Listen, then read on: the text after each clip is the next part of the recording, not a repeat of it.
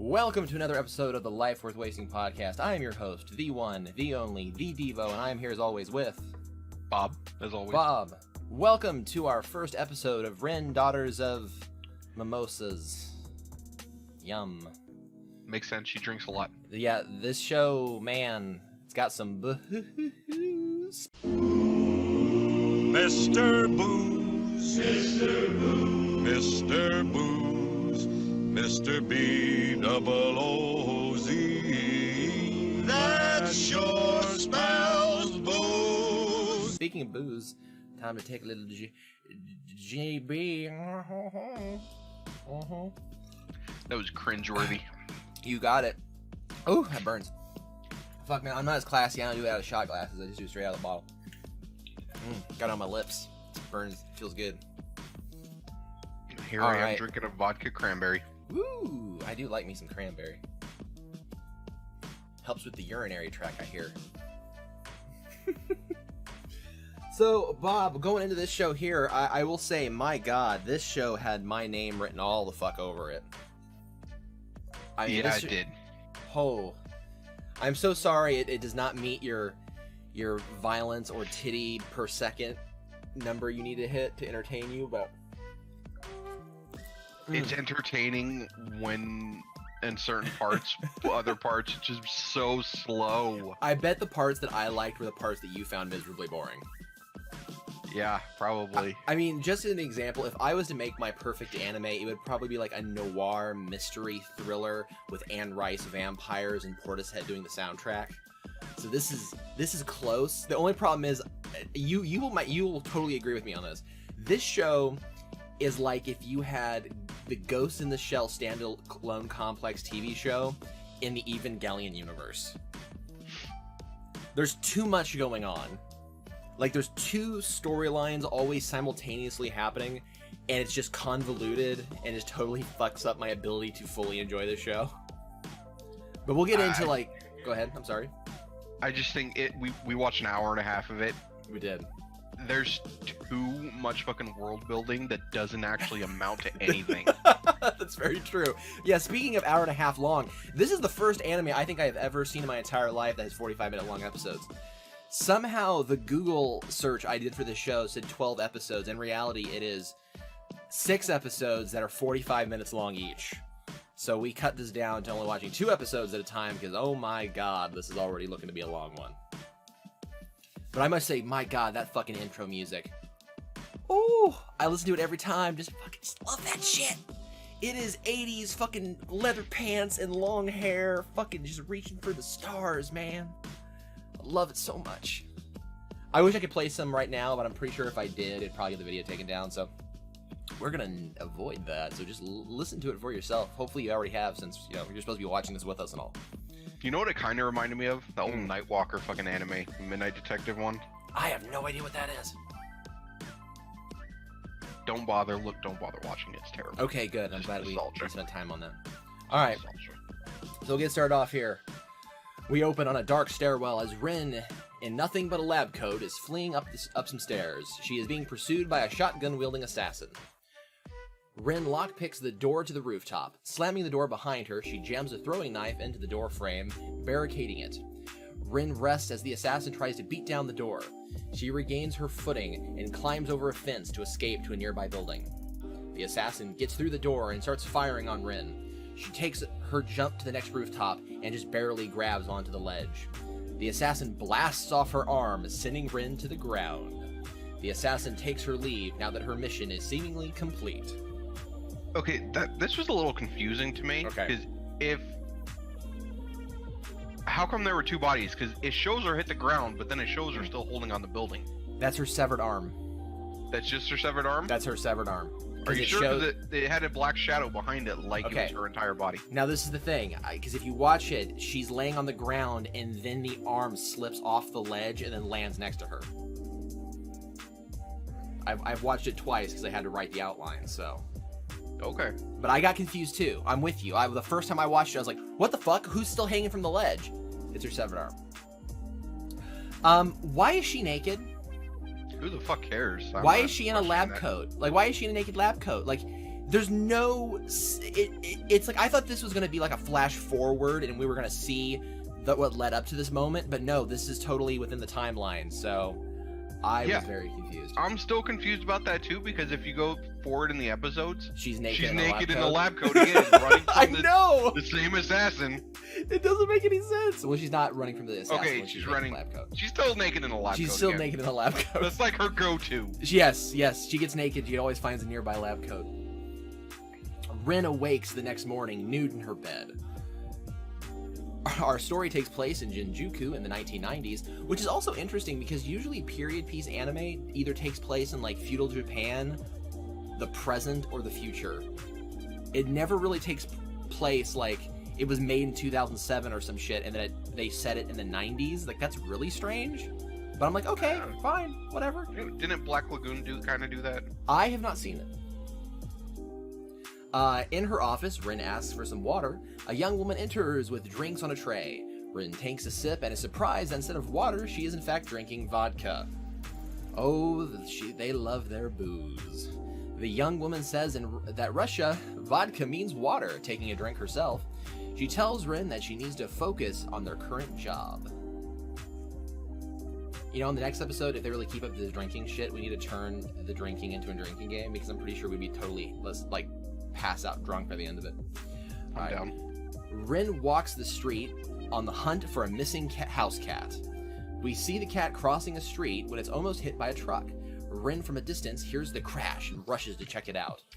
I thought this was kind of actually great, because how many detectives shows start with them doing completely nonsense jobs that leads into something much greater? Like, it's a cliche, but it was like a good cliche and not really common in anime. It's way more of a Western influence, which I really liked. Also, one thing I will really give this show credit for, okay, I'm gonna just praise this show for a bit, because I did adore this fucking first half. The animation is fantastic. The American voice acting is fantastic. The music is fantastic. It has one of the most consistent tones for an anime I have ever seen. Even when it's funny, it's still consistent in its universe. There's no sweat drops, there's no crazy wacky, it's funny, but it still makes total sense in the world that it sets. Alright, I'm just prepare for when I start shitting on this in about 20 minutes. Alright. Onlookers say the truck flipped trying to avoid a cat. Rin has one of them point her in the direction of the cat. Rin then crosses paths with an odd man who stares at her as if he recognizes her. She avoids the man when 3 suited men attempt to grab him. Rin intervenes, beating and slashing the men into submission. They just fucking knock her in the face, man. She goes to grab him and they just slug her right in I'm like, oh, hot damn. I guess that's what this show's about. And then she fucks those dudes up with her weird pocket watch chain knife thing. Pretty cool. She asked the odd man to follow her. Then back at the office, Rin's assistant, Mimi, is angry, asking why she wasn't out there looking for the cat. Rin says that she brought back a man instead of a cat, as she can see. Well, no shit. Rin asks why the odd man was almost abducted. He says his name is Koki? Koki? Yeah. Koki, and is unsure if he's even the real him due to the fact that all of his memories feel wrong like a dream, and is unsure why people would be after him. Rin says they'll worry about the details in the morning and pours the man a drink. All 3 of them drink in this sequence, actually. God damn. That bottle goes a long way, I must say, because that bottle of booze is in multiple scenes. Later that night, Rin is looking over her notes on what the man has said. She receives a phone call from an unknown to us caller. She asks the caller if they also see the orbs tonight, and says that it may be closer than they think. I fucking love any time they're in her apartment, because it is kind of creepy, and you almost don't even know if it's real. It almost kind of feels like a dream sequence, and then you see the floaty orb things. Then she gets naked some more. She wasn't naked in the scene, but goddamn was she in her little see-through top, and then her tiny panties, and the camera is just up her fucking thigh gap. Her ridiculously fucking exaggerated thigh gap. Oh yeah. The next morning, Rin and Mimi enter the office and find Koki in his underwear, suffering from a hangover. Mimi hands him a coffee mug, which is mixed with brandy. Because I'm literally saying, like, man, thank God they actually gave this man some coffee, and then it is like, oh, it has brandy in it. I just busted out laughing. Also, why is he in his underwear? That's just a character theme. They're all constantly in their underwear. I guess, but he's like confused by it. I'm like, well, did they get him? Was he so drunk he just got into his underwear, maybe, or did they take advantage of him and he's unaware? It's fan service for the ladies. There you go. Rin throws Koki his clothes and says that they're off to find his true self. They arrive at his home as his mother exits. They hide nearby as Koki tells us that even his mother feels like a stranger to him. A van pulls up with two armed, suited men demanding they come with them. Rin swiftly kills the two men. Yeah, I was kind of like, what the fuck? Holy shit, like, she fucking snaps that one dude's neck. Yeah. Is she so relieved when he's dead? I'm like, wow. I was kind of curious, too. When did she kill the other one? Because I know she stabbed him, but then she kneed him in the face. Did she actually, like, fucking straight up murder he him might while not be unconscious? dead, but he's completely out. Like, she threw a knife at him, she kicks him in the face, and then he just does not move and never comes back, so I just assumed he was dead. Yeah, I kind of got the impression he was dead, too, but I was just like, damn, did she, like, snap his neck when he was down? Did she, like, probably fucking just put his ruthless? nose bone into his brain. She says that they must be hired professionals finding an ID in the glove compartment of the van. Rin meets up with a sleazy club owner and asks if he knows anything about the ID. The man says he doesn't know anything, and Rin takes her leave. I feel like there's a lot of scenes in this that are almost kind of like Law and Order, where they interview random people, and the interview means literally nothing. That guy isn't actually... He's a Yakuza. You didn't catch that? Well, I mean, he implies that he's a club owner. I don't think they ever specifically say that he's a Yakuza. I mean, he's obviously into some form of organized crime. No, But they straight up do. Do they? When did Yeah, they say he's a Yakuza? Skipping ahead in like the second Yeah. episode. He's one of the people that get killed on the police mention it. Oh, well, yes, I'm aware that he's one of the people that gets killed, but that doesn't mean he's a Yakuza. The police straight up say he is. Okay, well, I must have missed that, because there's a lot of shit that, I mean, honestly, none of this is relevant. That storyline doesn't matter at all. World building that doesn't go World anywhere. building, I mean, they interview him in the scene, and just to establish that he exists, and then he dies in the next episode, and it doesn't matter. None of it matters. You get like 4 seconds of him laying on the ground. You do. The man says we know where this. Rin then meets up with her police insider Toma. He says that the ID points to a front for a mob group, and that they are connected to large organizations, and how Rin should be careful. I adore Rin's character in that when there are people who give a shit about her, she fucks with them constantly. And she is such a confident and, like, strong character that she is just gives no shits, but then is, like, subtly ribbing all the people around her. And I love it. Like, she keeps, like, hinting that he cares about her. Like, she fucks with him with, like, the fake wedding ring. And just like, oh, I seen that you really still care. And she just keeps giving him comments that make him embarrassed. Like, goddamn, I love her character. She also looks a lot like, God, I want to say Rumpelstiltskin, but I don't think that's not the name. But the Helsing Ultimate character with the sniper rifle, she looks just like her, and that keeps. Oh, the blonde chick? No, not the blonde one. She looks like the blonde one too. But there's another character that has black hair. That's a vampire later in the series. They basically look like if you took both those characters and combined them and gave them green hair, that's what she would look like. All right. Koki says the name of one of the associated companies is the same as the research facility he was receiving medical drug testings from last month.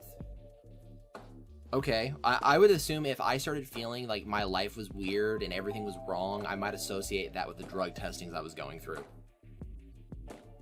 I would just be like, I had these drug testings, I wonder if that's related. I feel like even some level of common sense there. At her apartment, Rin puts on her going out attire. Oh yeah. I must say, I'm always a sucker for women slowly putting on lingerie. This was quite a good sequence. You pause it for like 15 even minutes. Even though her legs are a little thin for my taste, it was still there. It was quite nice.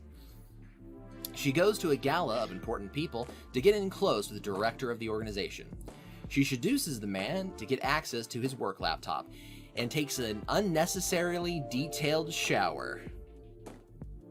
Also, this show looks like porn. I was wondering, did she fuck him? No. Why else would she take a shower? Well, she took a shower before she fucks him, and then he fell asleep while she was taking a shower. She comments on that. Does she? I didn't Yeah. get that part. Yeah, he falls asleep while waiting for her to take a shower. But man, that shower sequence. I mean, there's always a lot of nude shower sequences in anime, but like the detail and the camera angle is just like, this could be hentai any second and you wouldn't bat an eye.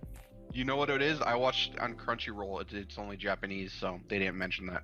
Oh, fuck. You didn't watch it with the dub? Nope. Okay, I will say this. The dub translations are a little fucked because I was watching it with the subtitles simultaneously, and there's a lot of weird nonsense translations that they made, but the voice acting is superb. Anyway, so she copies all the files from the laptop onto a floppy disk, and this is when I gave the show a fuckload of credit, okay? She is looking at this computer. It looks like fucking DOS because this is 1990. And she then takes the hotel phone, unplugs it, plugs it into the laptop to hook it up to a network. And I'm like, okay, anime taking the time to actually animate this and to make this accurate is so impressive. I was like, oh my god, how is it that I went so long with not seeing this show? I was just incredibly impressed at this point. She then hears someone break into the hotel room. The female assassin from the start of the episode. The two trade gunfire and slashes. This fight scene was also fucking amazing. Because she is, like, blocking bullets. She stabs her with a fucking pen. Like, she doesn't just pull a knife out of her ass. Like, she literally just grabs, like, a pen and jams her in the shoulder. And they fight back and forth. Ren gets choked against the front door of the hotel room. And when she is able to actually get free of the choking, she can barely breathe and is, like, coughing. Which she's not just like fine for no reason like you'd normally get. And then the assassin is actually struggling to use her arm that got stabbed with a pen. I'm like, just the attention to detail that you normally do not get in shows like this. So Ren then throws a book at her and then throws a spent bullet into her eye, blinding her, which that confused the fuck out of me the first time I watched it. I did not know what happened, and then on the second watch, I realized that she had the bullet that got blocked by the book and pulled it out of the book and then threw that into her eye. Did you catch that? I did not. Okay, I was kind of wondering where the bullet came from, too. It really goes fast. Rin, grabbing the gun, says that the good die young, shooting the assassin several times. Rin takes her leave. At this point, like, she even puts the little thing on the door, like, cleaning service, to clean the bloodied room, right? Yes. And at this point, I'm like, oh my god, this show's a 10 out of 10. I'm just like, fucking just put this into my veins. It's like, I'm gonna fucking, I don't know if I can wait 2 weeks to watch, like, more of this. Like, I was so fucking insanely into this at this point. And then within 2 seconds, something happens which starts to get me concerned. We see the assassin on the edge of death, met by a smiling, glowing gold goo man. Yes. And I'm like, what the fuck? Not even like a man, like a teenager. Like a young, glowing gold goo boy. And I'm like, uh-oh, I now have concerns. Yes. The next day, Rin and Koki are driving to the facility dressed as a cleaning crew, I guess, of some sort. With fake IDs based on the one that they found earlier. They arrive and are met by a gate guard who runs their ID. After several failed attempts, the ID is confirmed and lets them enter. Already at this point, I'm like, oh no, if this is like a super secret facility doing like horrible tests, and this is their level of security, all of the credit I've given this show is slowly draining out. Hey, They it was the then- 90s. That was top of the line. That, I guess. And then they just walk into the facility that thankfully is like not like the employees aren't working that day, I guess. Maybe it's a Sunday. I don't fucking know. And they just walk around and there's no other security. And they're just in the security cameras and she's just waving at the security camera like, hey. And he starts getting flashes of like his past memories from when he was getting his drug testings. And you just see like weird images. Also, I love the effect, like the weird warpy thing, and they do something to their voices when he has the memories. And he sees like flashes of him fucking some woman and his own body being vivisected, which was kind of horrifying. Yes. So Rin then takes him to recover at a nearby sitting area next to some vending machines. A guard finds them, and Rin asks if they can rest in one of the closed, like meeting rooms. And the guard is cool with this, but he's just like, oh, you can only be in there for a little bit, guys. I'm like, this is a super secret facility, and they just have like old men security guards. Like if this was like a fucking paper company. Just hey. I'm not gonna say it now, but they're effective as fuck. Okay. Just saying. We're gonna get there. I'm gonna disagree with you. All right. Rin asks if she can bum a smoke while they rest. He gives her a cig and a lighter. I'm like, well, that's nice of him. I'm glad that even I know it's 1990, but letting them smoke in like the medical facility is also a little questionable. Rin and Koki change out of their cleaning gear into their sneaking suits, and her belly revealing sneaking suit. Yes. They then enter the comically large ventilation ducts. I always hate this in all media, but they do it. Rin suddenly... Okay, so Rin, while they're traveling in the ventilation ducts, suddenly stops after they were crawling for like several yards as Koki is staring at her ass, where they do that thing where they emphasize like her mounds of her like vag. That was interesting. So they stop. She tells him to light the cigarette. She then blows the smoke in front of her, and there's laser trip lines. And I'm like, okay, one, nothing tipped her off at all. There's no reason she would think that at this point in the ventilation there would be trip lines. Also, why the fuck would this facility that really doesn't seem to give a shit about security all that well have trip lasers in their ventilation ducts? What? I got no excuse for that. That's okay. out there. So she attempts to crawl underneath the lasers, and I fucking loved this scene of her just like in pain, trying to like drag herself, like curl her like lower back around these lasers, and then her ass trips the mine, and it's played for comedy, which was kind of... Trips a mine? Does it explode? I'm sorry, trip the lines. I'm sorry. Which I thought was kind of odd. And then the immediate next scene is her chained to a chair being molested by some woman in a fairy costume. See, that's what kind of got me. How the fuck did they like just yank her out of the fucking ventilation shaft or what? Especially considering what we see happen later in the episode. They apparently, as soon as that laser trip line, laser trip line, they just grabbed her out of the vents and just chained her to a chair. I feel like it was like a Metal Gear Solid moment where they all just rush into the one fucking room. Yeah. And they're just pointing all their guns at the fucking men. Rin! So the lady in the weird fairy costume is counting Rin's holes and says how she'll be putting many things in them. That was interesting. She then I learned that was informative. That was informative. How many holes difference between males and females. She then grabs her sneaking suit and pulls like the nipple part of the shirt, cuts it with some scissors, and then pierces her nipple. All right. We then see Koki strapped to a table, hooked up to some kind of like chemical bags. So I guess they're keeping him like sedated or something. We then see the aftermath of Rin's torture, as Rin asks if Koki was being transported in the truck that turned over avoiding the cat. I completely missed this the first viewing. I somehow was watching it, like completely nothing going on, and never even heard her say that, oh yeah, the truck that turned over and like exploded, that's how he got out. Like, that's where he came from. They were transporting him. He's like a clone or some shit. And it tipped over, and he just escaped. It's nice that they had the test subject wearing, like, civilian clothes.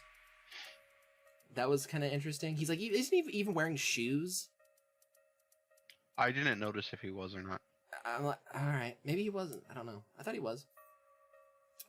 The woman says that they were working on cloning and trying to find the secret to immortality. Rin laughs at her pursuit. Angered, the woman grabs a nearby pipe, bludgeoning Rin to death. So she put a ring on Ren's clit and tugged it with a chain, right? That happened? Yeah, I think so. I just want I to mean, it doesn't straight up like show you. I mean, but... that's the implication, right? Yeah. Okay. Just wanted to be clear. So the woman then greets Kyoki's return, rubs him with her bloody hand, and then begins to jerk him off. She's straight up jerking him off. I mean, yeah, I mean those sex scenes were pretty intense, but I don't think. But she also implied that it was against his will that they were transferring, against her will that they were transferring him.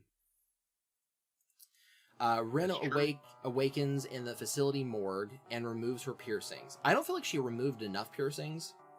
She only removes like a dozen, but she had way more in her than that.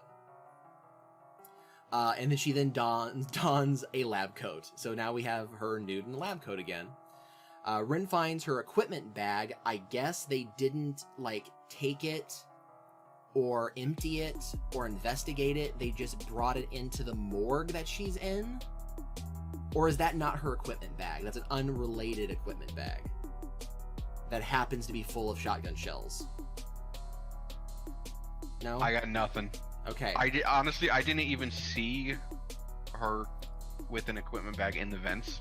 No, I didn't either. So that is completely out of fucking nowhere. So she looks over the contents and sees that it's full of shotgun shells. While exiting the morgue, she triggers the alarm again. We see the torture woman while she's showering, and she's warned of the alarm being triggered and says she hopes the intruder doesn't go into the experimental area. Which I was like, oh, are you gonna be fucking kidding me? Did they literally just say that? Of course, like, she's just gonna say that, like, I really hope they don't go into the dangerous, experimental area. I wonder what's gonna happen next. Rin is being chased by the guards who are shooting at her. She turns the corner and runs down a hall towards a wall made of glass in the middle of the hallway. Which, I maybe those were sliding glass doors that just happened. It was. Was it? It was Okay. a door. Okay, it just looked like a pane of glass to me. They shoot it and it's shattered.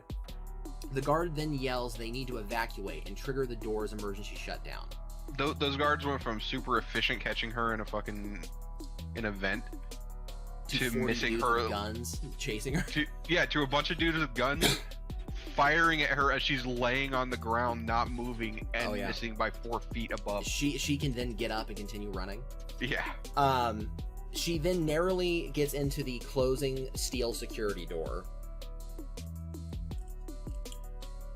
Rin then finds all the failed cloning experiments that are conveniently left alive in the area that people are not allowed in, I guess. The torture woman tells one of the guards to release the experimental holding doors to eliminate the intruder. This is some Resident Evil shit at this point. Yeah. Rin is then met by a horde of fucking zombies out of nowhere. Rin then equips a shotgun shell-loaded gauntlet, killing several zombies. She then decides it would be better if she just ran away from them because they're fucking slow zombies. You know what? This is where Blizzard got their idea for that Overwatch character. Oh my fucking god. I really wish we had a recording of our first watch of this like whole last like 15-20 minutes of this episode, because it would just be hysterical. What? Who? Huh? What? What? Huh? He doesn't even look like he gives a shit! The torture woman says the whole building is probably infected by some kind of virus, I guess, I don't know, and says they have to burn the whole thing down. She goes to her office to retrieve some files and is met by Rin. How did Rin get out of the shutdown area? Yeah, I was thinking that I was thinking they locked fucking every door and they secured every vent. Yep, but she got out somehow. And so the woman is scared that Rin is not dead and tries to escape the office and is met by the horde of zombies who apparently also got through the steel doors. One thing I did notice with that, though, is when she first got in that big room and they said to lock her in, and it's like it's showing the door, the little light on the lock on the door never goes red, it just stays green. Interesting.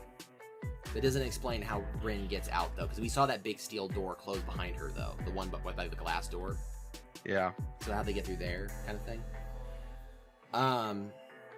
Yeah, at this point, I was kind of like, did she fucking clone herself or something? Does she... She teleported? Like, split? Does she split into multiple people and fucking run around? Maybe. I don't know. That could happen, honestly, considering everything else that happens in the show. So she then climbs back into the giant ventilation ducts. She rescues Koki in his fucking lab room he's locked in. You mean a jerk-off room? The jerk-off room, yeah. It's luckily the whole room's white, so they don't have to clean it as often. We then see Rin and Koki back in their cleaning outfits on top of a nearby mountain watching the building burn. Did they crawl through the ventilation ducts back into the conference room and put on their cleaning outfits to somehow sneak out of the building that was being attacked by zombies and lit on fire? And then climbed up a mountain so they could witness it from a distance? Did that happen? I got nothing on that. Did that fucking happen? Yeah. She then tells him... Priorities, man. Priorities. I know. She then tells him it's his choice if he wants to live knowing he's a clone. And hands him a gun. I screamed what so loud at this.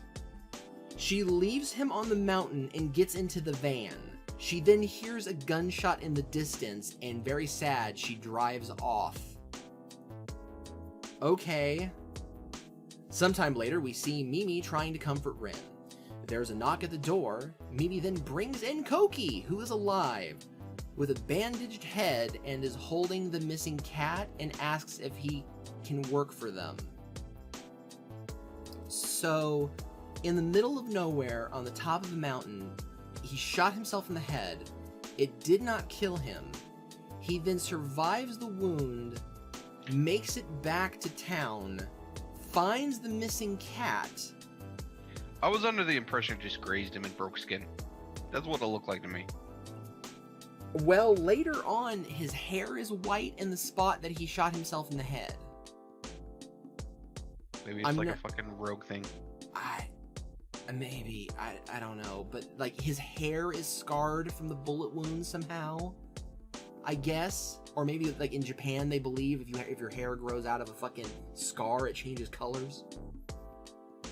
So he was so traumatized from the forced jerk-off sessions that it turned white. But it just happened to turn white where he got shot. Yes. Man.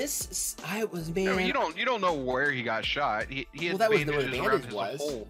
Yeah, but it wrapped around his whole head. I guess it's just coincidentally where the bandage was. I guess, and also he's right-handed, so that's where he would have shot himself, was on the right side of his head, I would assume. This episode, man, I was like whiplash. I went from like being so psyched to so like confused and disappointed and frustrated by the end of the episode. Yeah. Alright, we then open on Shinjuku in 1991, so a year has passed, apparently. At the office, Rin asks Mimi to bring her some water. She then comes in with a bottle of vodka and pours herself a shot. She tips it into her mouth and then grabs Rin, spitting it into hers. Did not expect that, but okay. Rin asks Mimi to stop because Kyoki could walk in at any moment. Mimi says she sent him out with some work. So, are they like fucking? Well, they imply on the van trip to the facility that he asks Rin if her and Mimi are an item, and she basically says yes. So they are an item forever. They need to animate that then. Bob, I'm gonna put some money down. I got a $5 bill in my wallet. I'm gonna put it down on my desk right now and say we are gonna see them two fuck by the end of the show. It's gonna happen. That bet. I will take that bet. I'll put $5 on it. You want me to win? On it not happening. Really? Yeah. You're not happening. Okay. Well, I don't think my heart can take it. It's gonna be the most like the bet you wish you would lose the most though. Exactly. So Mimi then it's a win-win. Yeah. Mimi pours another shot into Rin's mouth as the phone rings. Mimi is fighting to keep Rin from grabbing the phone so they can continue their weird tongue licker session. We then see Koki as he looks upon the city when he sees a nearby girl crying. He asks if he can help. She says she's looking for an angel. What does that mean? Back at the office. Too. I know. Thank you. We don't need to point it out. You're gonna do the camera click because you're gonna add it to your cringe compilation. Yes. Back at the office, Rin is back. Oh my god. Back at the office, Rin is handed an envelope full of money by a man that says he's from the funds department, and he wants them to find a very rare stamp. There are rumors that the owner is somewhere in Shinjuku. Back to Kyoki, he makes a deal with the crying girl to help her find her angel. Okay. Rin and Mimi talk Russian politics and how there's someone coming to Japan that the Russians don't like and potentially could want to get rid of. This is one of those plots that would be like in Standalone Complex that's not actually relevant to anything but takes up most of our time for some reason. Hey, it's always the Russians. Always the Russians, man. Rin heads out to a public park seeking a homeless university professor? Which that seems odd. That he may know something about the stamp. She shows that, well, he shows her that he owns a stamp nearly as rare as the one she's looking for, and explains the history of the two stamps. She then takes her leave as the man flips to a page of his book that holds the stamp Rin is seeking. I did not expect him to have both stamps. Also, why? How did he get them? Why doesn't he sell them to not be homeless? There's so many whys to this. At her apartment, Rin is talking again with the unknown caller about how she's having an odd feeling like back in the day. Alright, cool, I guess. We see a woman being eaten out when an angel appears, killing the hungry man eating her. The angel writes the word angel in the man's blood. Alrighty. We see Rin as she reads the newspaper that the man who we just saw killed was the man who hired them to buy the stamp. He was lying about his identity, apparently. Rin asks why Mimi is wearing a maid outfit. She replies that this is going to be popular someday. What? What? I got the impression that it was more along the lines of the office is going to be busier and she's trying to make the office more popular when people come in. I hope to God you're right, but honestly, Bob, what I think was being inferred is because since this takes place in the past, before the whole maid outfit thing became super popular in Japan, it's supposed to be like a nod, like, see, she knew the style was coming. That's very, very possible. I think that's what they were going for there. Rin meets with her police insider, and he tells her that he won't get involved because this is bigger than him, and walks off. I'm glad we had that scene. A homeless man appears and tells Rin that the homeless professor was attacked and is in the hospital. I'm glad that they didn't kill him, considering they kill everybody else. Rin looks through his belongings to find a clue when she gets fired upon by an unknown assassin. She doesn't really react very fast to being shot at. Just be like, oh, there's a hole in that bottle. That's weird. Oh, there's another. Oh, it exploded. Oh, what do I do? Oh no. You know, actually, I want to pause here because we need to talk about the concept of being immortal. Because this kind of goes back to when she was being tortured in the chair. I think being immortal would be mostly great, but my greatest fear would be two things. Being trapped somewhere I cannot escape, such as prison, or being like trapped under a rock or the bottom of a hole or something, because you basically would be there forever and it would drive you insane. So I think like an angel from the fucking Angel TV show? Yes, like Angel when he got sunk to the bottom of the ocean. Yes, exactly like that. I would be living in complete fear of that as if it was death. And I feel like she does not take enough concern in that she could literally at any moment be like arrested or have someone tie cement shoes to her and send her to the bottom of the lake. She needs to be more aware of that possibility, and I don't think that she is. Alright, Koki meets again with the crying girl. He asks about how if she knows how to use a computer based on the fact that there is a laptop sitting in her home. She says it belongs to her brother, who has been missing for days. Rin runs through the park, avoiding sniper fire. We see that the assassin is the one from episode 1, somehow still alive, now donning a sexy eye patch. Even though she got shot in the chest twice and in the shoulder. Okay. She did. I think the implication is that the glowing gold goo man gave her immortality, but she was already damaged when he gave her immortality, so I think whatever damage she suffered before that happened stays with her. So the 3 bullet wounds? Yes. I think those are still there. That's my guess, at least. Back at the crying girl, she tells Koki that she wants to find the angel because she believes he's behind her brother's disappearance. Neat. Rin gets close to the assassin, who pulls open her shirt as a glowing gold goo births a bomb that then detonates out of her chest. Alright, man, just fucking shit out of fucking nowhere, left and right, all of a sudden. Koki feels the shock from the explosion and goes to investigate. He tracks a trail of blood to an alley where he finds an eviscerated Rin, who begs him not to look as she regenerates. That was a fucking awesome scene. Because you can see her, but not really see her. It's mostly in silhouette, and you can kind of see her ribs sticking out. You see her intestines, like, rewind back inside. Like, fuck, man. Like, that is horrific. And she's begging him not to look, and she's, like, crying. It is just such a good fucking scene. Back at the office, Mimi explains to Koki that her and Rin are immortal and have been longer than she can remember. He is just downing, like, glasses of fucking whiskey, just one after the other, just like chug, chug, chug, chug, chug. What are you at that point? That was me at that point. You know, speaking of chugging liquor, I completely did not put this in my notes, but back in the scene where Rin seduces the guy in the hotel room, when she grabs the bottle off the nightstand and drinks it, and you just get the liquor running down her mouth, down her cleavage. This is like liquor porn, man. What the fuck is going on with this show?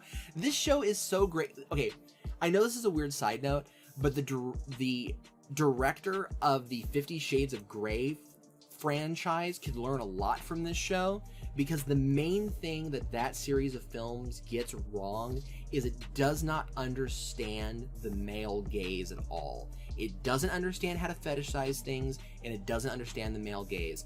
This show gets all of that 1000% right. It can make something as simple as taking a drink or smoking a cigarette and make it sexy, and it gives you the angles that makes it sexier.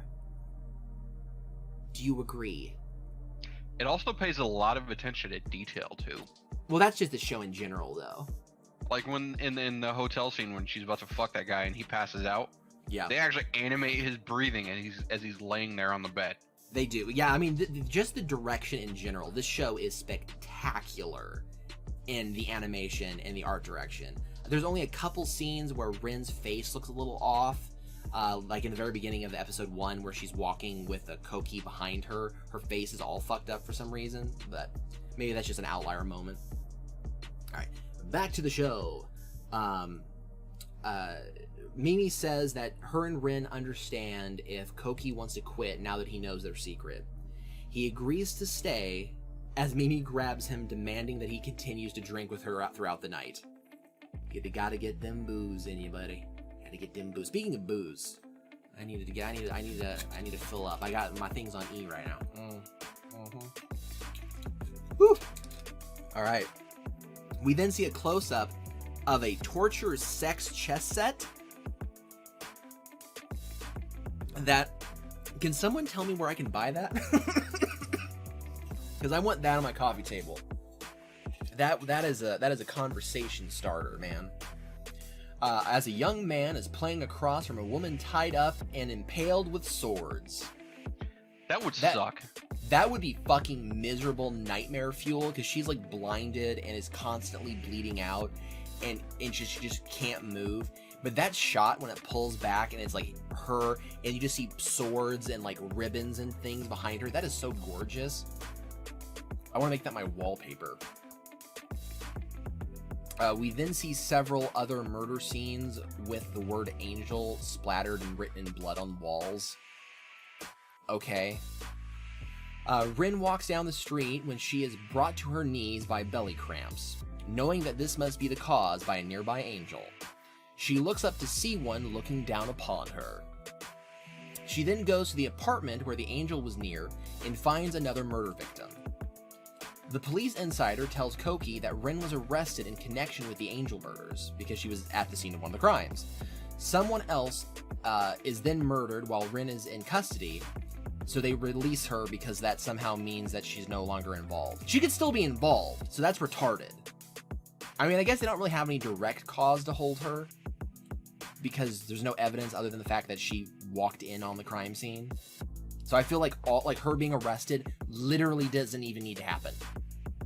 They never explain, how do they catch her like actually in the crime scene? Because it kind of they imply that she walks in on a crime scene and then immediately Kyoki's like, where's RIN? And then the cops like, oh, she got arrested because they think that she was involved in the murder. After being released from custody, she goes to a bar to meet an expensive informant that will give her the info she needs in exchange for hot lesbian sex. She also has a tongue ring because she's a hot lesbian informant with a tongue ring. I'm just gonna say, cops do not have that kind of closure rate on fucking cases. They are not. What are you talking about? They are not instantly fucking at crime scenes like that. Well, yeah. But I'm assuming that someone like called the cops after they heard the horrible angel murder. Okay, so after the scissor session, RIN asks for her information. The woman shoving the info into her puss says, if you want it, come and get it. And I'm like, yes, please. At the office, the crew go over the connections between the murder victims and the Russian political situation. Koki leaves to meet with the crying girl, and RIN tells Mimi that there's an angel involved in all of this. Mimi is terrified by the revelation, and RIN says that she'll defeat him for their sake.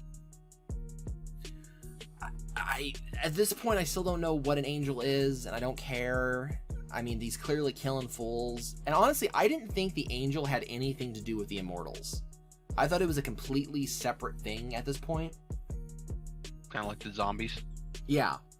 Later, Mimi figures out that the stamps must have been used in order to hire a famous assassin known as Stamp. Dun dun dun. Are you fucking serious? Yeah, that was some of the laziest writing I've ever heard. Oh my fucking god. Like, don't even have the subplot. Don't have the assassins. Don't have the brother's disappearance. Don't have fucking any of this. None of this matters if the only story we're supposed to give a shit about is the fucking angel. It's a complete waste of our goddamn time. It's not a mystery, because we already know who's fucking doing it, so it doesn't matter. Fuck. The crying girl is awakened by a noise from her brother's room. She investigates and finds him sitting at his computer and calls out his name. He flees, jumping out the window, taking flight, confirming that her brother is in fact the angel. Didn't we fucking, that's not telling us anything, it's just telling her, because we already fucking knew. Later, she brings over Koki and tells him what happened. He figures that her brother must be connected with the murders and brings in Mimi and RIN to help. Mimi gets access to his computer and figures out that he was a hacker working with the murder victims in a plot to murder the Russian politician. Now, to go back, this is similar to the maid outfit thing. She talks about how fucking amazing this computer is by listing off all of the... I love that. I know you do, but it's just there to make people like us who actually know about computers to be like, oh man, it's only got 300 megs. Blah, blah. Yeah, fuck that. I know what they're doing. Nobody would talk like that. It's fucking just there. It's like a fucking, you know what it is? It's like a joke out of fucking Big Bang Theory. Fuck that joke. No wonder I like that, because I've seen like all that show. Oh god. Everybody unsubscribe because of Bob right now. Well, I guess we're never doing Bible Black. Then resubscribe for me, because I'm the best and everybody loves me. Right guys? Right? No homo. I don't hear anybody. I don't see any hands. I'm just saying he doesn't think a fucking Big Bang Theory No. chick is hot. I'm saying I'd bang Coco, but I'm not. That doesn't mean I like the show.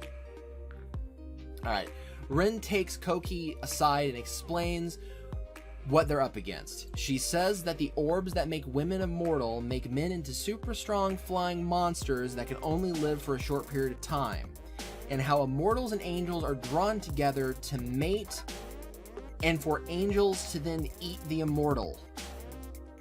Why? He doesn't even look like he gives a shit.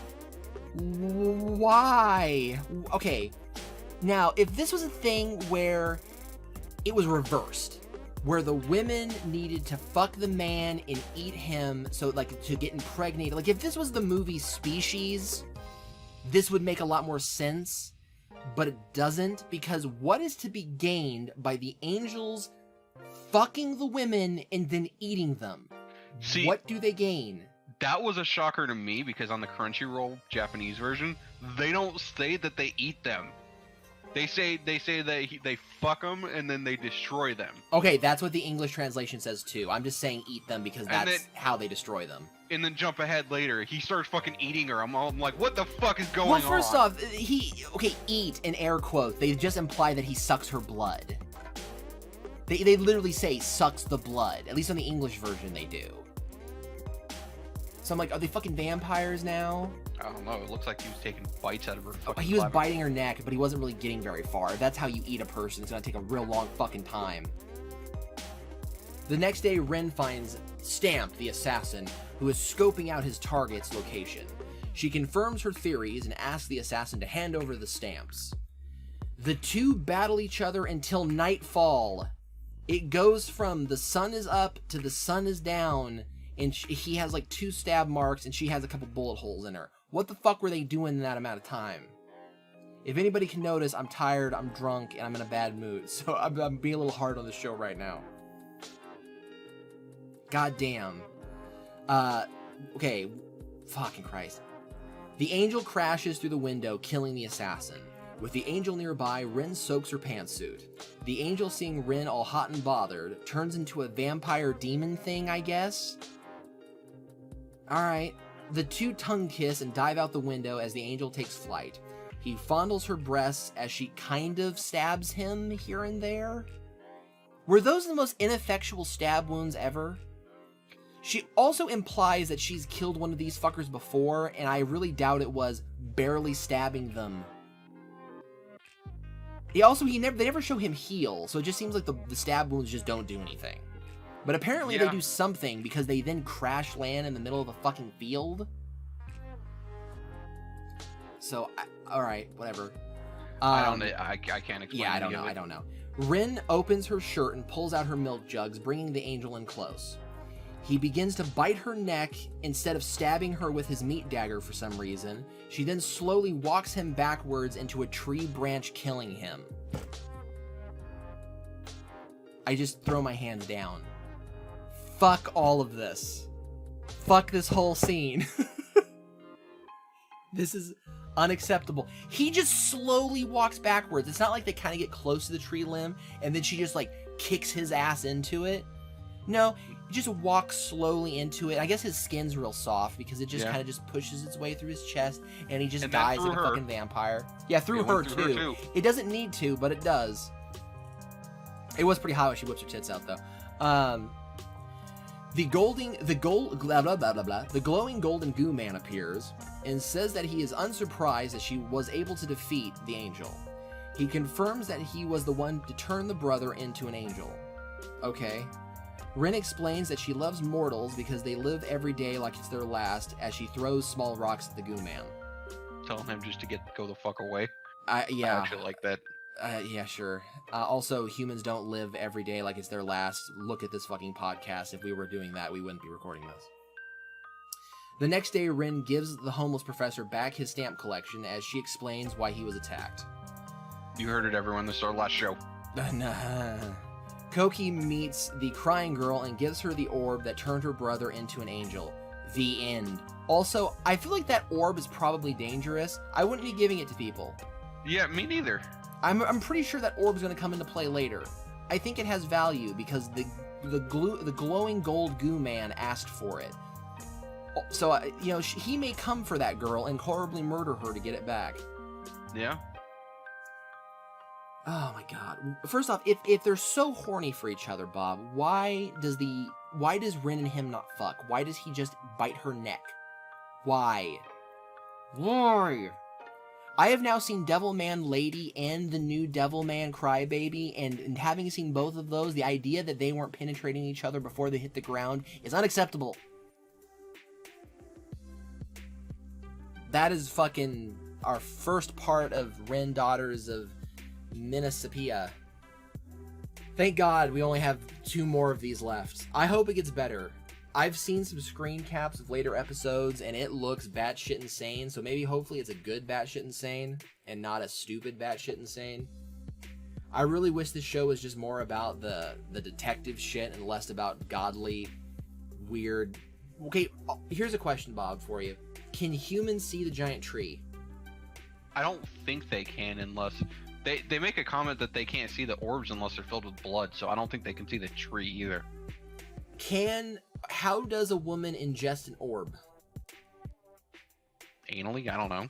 That's not what I'm talking about. What I'm saying is, like, do the orbs have to manifest, or does it just, like, if a floating orb that's invisible just happens to enter the mouth of somebody? I think it's just a floating orb that's invisible. It enters their mouth. I don't think it, like, phases through them. I feel like there'd be a lot of fucking immortals then if that was the case. Like, a lot. Also, I'm under the impression that every single day... I'm going to predict now that every episode, Mimi is going to say... Vodka is water? Yes. Every single episode, I predict that is going to happen. You don't do that episode 1 and 2 if that's not something you are going to keep up throughout the whole series. So I'm going to hold them to that. Alright, well thanks everybody for watching this part 1 of Rin Daughters of Who Gives a Fuck. Hope you stick with us. We'll be back in 2 weeks. Up next we have the final grand finale. The final grand finale? Well yeah, I guess that's true.